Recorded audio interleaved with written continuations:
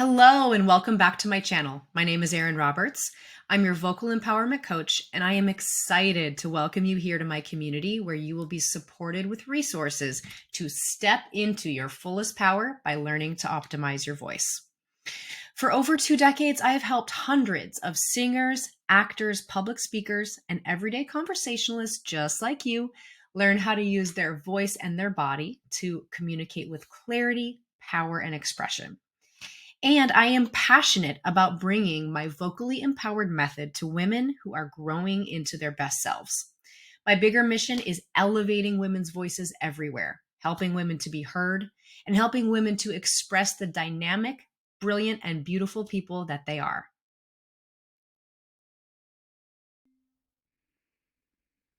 In today's video, we are exploring part 3 of a mini-series called How to Speak with Confidence.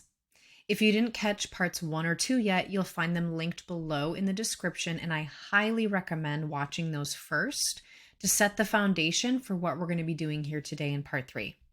This mini-series is using my 4-part method towards creating vocal confidence, which includes beliefs, skills, preparation, and reflection.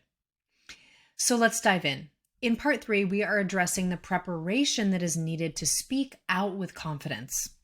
In previous videos, you have built the new belief systems. You've started gaining new skills using range, volume, and diction with your voice. And now you need to bring all those elements together into a plan. I'm a huge planner. I very much believe that in the saying that if you fail to plan, you will plan to fail. And I believe deeply that preparing ahead of time is essential to creating that feeling of calm, of sureness, and self-trust that is needed to exude confidence and for others to pick up on your speaking confidence. So for many of us who desire to speak up with confidence, one of the main blocks to executing successfully on that is anxiety. Anxiety is a huge roadblock that gets in the way because it takes over our mental and emotional and sometimes physical capacities in that moment. And it limits our capabilities to speak using all the skills we've built so far in this mini-series. Anxiety normally manifests as a chronic worry that something will go wrong when you speak, or imagining worst-case scenarios, or ruminating thoughts that run on repeat in your mind, playing out all the problems and negative possibilities of speaking up and using your voice. Anxiety is very normal. And in small doses, it can even be healthy. But when it starts getting in the way of your ability to create the outcomes you want in your life, that's when you know it's a problem and it needs to be addressed head on. So when anxiety is present, those negative thought cycles create a hormonal response in your body, releasing very high doses of cortisol and adrenaline into your system. And those hormones go to work wreaking havoc on your nervous system, your digestive system, and worst of all, it shuts down the functioning in your prefrontal cortex of your brain, which is where memory and language are made. So this is why anxiety is particularly debilitating for people who are trying to speak with confidence, because the very place in your brain that is supposed to remember all the amazing skills that we have built, those skills are gone because that part of your brain is shut off. And the very place where your brain is supposed to make words and language shuts off. So you're likely to default back into your old communication habits because your brain is literally offline. It is out of service. And this sounds horrible, right? Yes, it is. And I've struggled off and on my whole life with battling various anxiety disorders and building strategies for overcoming them. So I'll share with you here one of my most helpful strategies that I've found over the years to bypass this horrible anxiety experience and stay in a place of calm, cool, and collected when I'm speaking, where I can use the beliefs and skills we have built for speaking up with confidence. And this exercise is called the exposure ladder. An exposure ladder is a plan. It's a series of small steps that move toward a bigger speaking goal by exposing you in very small doses to opportunities to practice working toward the bigger item and allowing you to gain small wins along the way, which helps build your self-esteem and your self-belief that yes, you can. You are more than capable of accomplishing whatever big goal you've set for yourself. So for this exercise, think of a speaking situation that gives you some anxiety. It can be anywhere where you're going to use your voice, giving a work presentation, leading a meeting, having an emotionally charged conversation with your partner, having to speak up and discipline your children, or maybe even something recreational like singing at a karaoke night, making small talk with strangers at a happy hour, or anything vocal that makes you uncomfortable enough to avoid doing it. So come up with this situation and write it at the top of a piece of paper. Now, go down to the bottom of your piece of paper and think of this as the bottom rung of your ladder, the first rung. What is the easiest, smallest baby step that you could take now to practice moving towards that bigger goal at the top? Write that down. And then you'll go to the second rung of the ladder. And what would be a slightly more difficult thing you could do next? And then the third rung, a slightly more difficult thing, and so on up the ladder. You'll fill in as many steps as you see appropriate for your goal and for your unique situation. Everyone's ladder will look different. So in this way, you are doing the preparation part of our vocal method. You're preparing yourself by making a concrete plan for working towards your goal and minimizing risks. So I'll share an example here with you what a full exposure ladder might look like if you were working towards asking your boss for a raise. That's the situation where using your voice confidently is critical and is likely to cause you some stress and anxiety when you think about it. So you probably avoid that conversation. So in this scenario, my ladder would start with something as small as just visualizing myself in my boss's office having the conversation. That's it. That's all there is on the step. There's nothing more. There's zero risk in this first rung of the ladder. Next, on the second rung of the ladder, I would add a little more challenge by writing out a bulleted list of what I'm going to say, how much money I'll ask for, a few of the highlights of why a raise is important, and so on. And then in my next step of the ladder, I would rewrite that list as a full word-by-word script, a template for exactly what I want to say. My next step would be practicing that script out loud, just to myself. And then next, I would say it out loud to myself while looking in the mirror, which adds slightly more risk. And then the next step, I would say the script and I would video myself using my phone and watch it later.